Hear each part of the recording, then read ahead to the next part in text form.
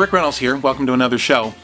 One of the big parts of the happiness project for me is getting in better shape, which involves losing weight, which involves something that's really, really hard for me, not eating like a pig.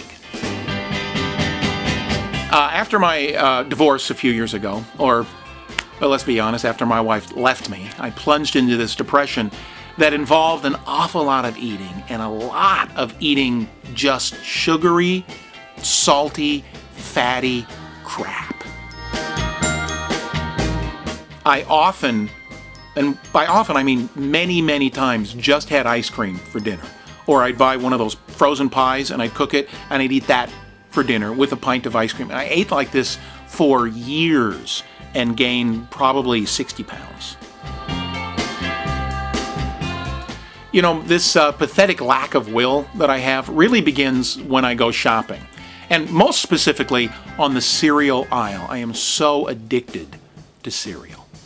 So this is my downfall. Cereal. Raisin Bran. A bowl of Raisin Bran every morning for probably 40 years of my life. A gigantic 3-cup. 5 for 10. I can't not buy something that's 5 for 10. They're giving it away. The cardboard is worth that.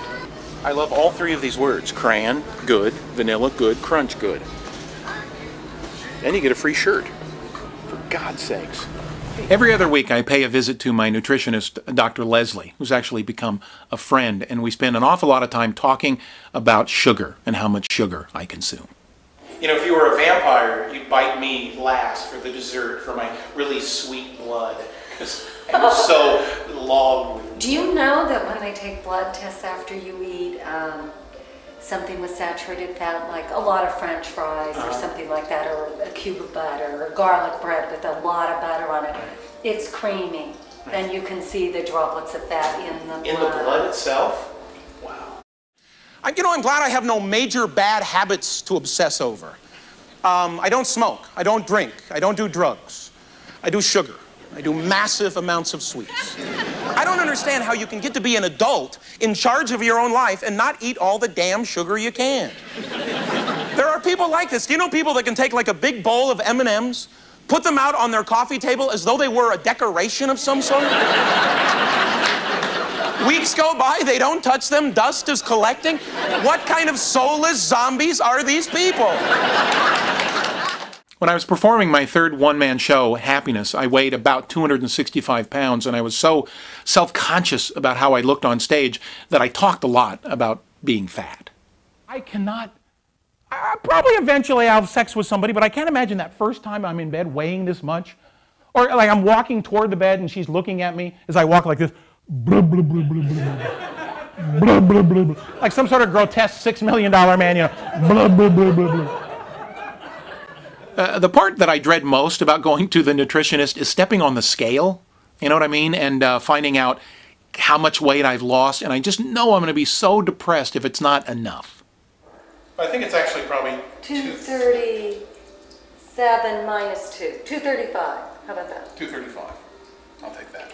235. I would have been happy with 239. This is great. I started 3 weeks before I came here. I weighed 265. I'm down to 235. That's 30 pounds of ugly fat. After being weighed, I grabbed this little device that somehow measured my body fat. Yes. And you're 6'2½", which remember when I gave you that extra inch, you were so excited until we found out I made that mistake. How many times have I said that to somebody? After each session, Dr. Leslie and I would sit down and just discuss food and, I don't know, a bunch of issues dealing with nutrition. Yeah, 3 cups. You eat that all at once instead of just filling up 3 times. Oh, I always imagine people have the regular bowl and they just keep adding. No, so you get out of I actually have bowl. What's basic. It looks like a dog bowl. In fact, I eat it off the floor. I've gotten rid of all utensils in my house. I eat out of troughs now. It's terrible.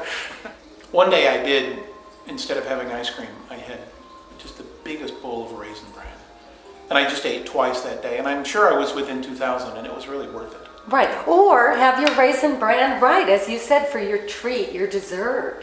Or have Raisin Bran, have a lot of Raisin Bran, and then have a big lunch and a big dinner and lie to you. It's like looking at ice cream and looking at an apple and choosing the apple. It's looking at TV and looking at the exercise and choosing the exercise. That's another thing. I haven't had sex in 3 years. No wonder I'm getting fat, because sex burns a couple hundred calories.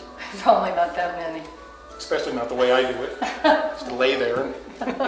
This talk has been making me want to go eat some ice cream. You know, I think the reason that I'm kind of obsessed with the nutrition and the exercising is that losing weight is quantifiable. I can measure it. You know, I can mark it somehow. I've lost 7 pounds in these 2 weeks. I've lost 6. I've lost 5. Altogether, in 2 months, I've lost 30 pounds, which is so cool to me. Am I happier?